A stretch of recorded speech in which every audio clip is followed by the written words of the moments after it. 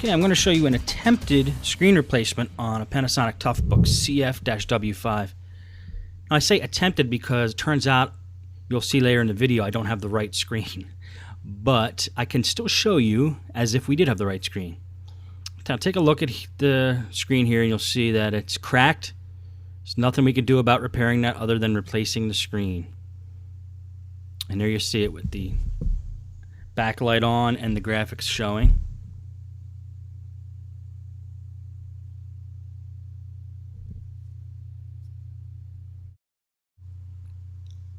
Now we're going to try to figure out how to get the screen apart by looking at where there could possibly be screws holding it in.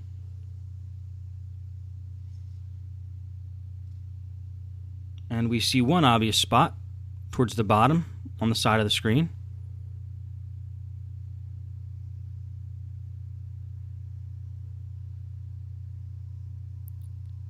There's another along the top.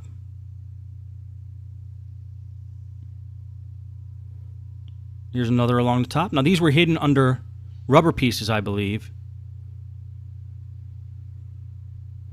So whenever you see the rubber protective, dots or nubs, whatever you want to call them, on these LCD screens, usually there's screws under them that are holding the plastic cover on. So after removing those nubs carefully, you'll see the screws that you have to take off. Now we'll see if the screen will come apart for us. And these Panasonic ToughBooks seem like they're pretty tough. They don't come apart that easy, so. I did discover a little trap door, I guess you could call it there. It's covering two screws. And we'll take these out and see if that helps us in our quest here to get the screen cover off.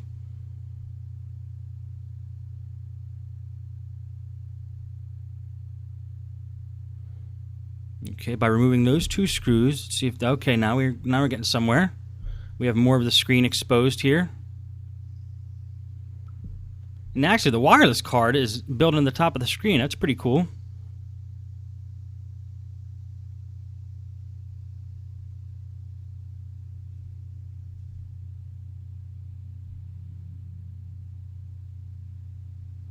Okay, now we're able to see a little bit more how the screen can come apart. It is fastened in just with some plastic hinges there in the inside.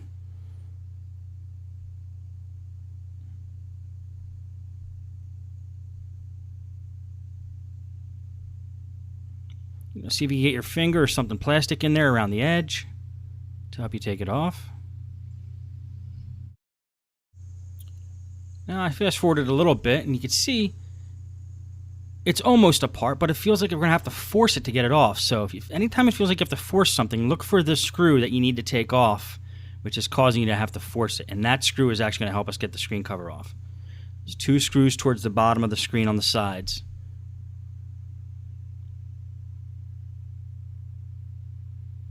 And once they come out,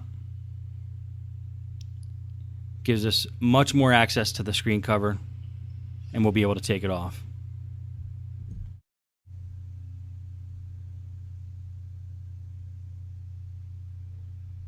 Okay, we're going to jiggle it a little bit and see if we get the screen off.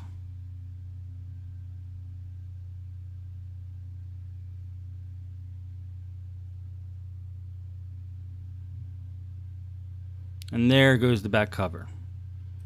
Back cover has some wires attached to it, so we can't quite yank it off, but we see that it's there. Now this screen is mounted kind of funny. We have full access to the back of the screen here.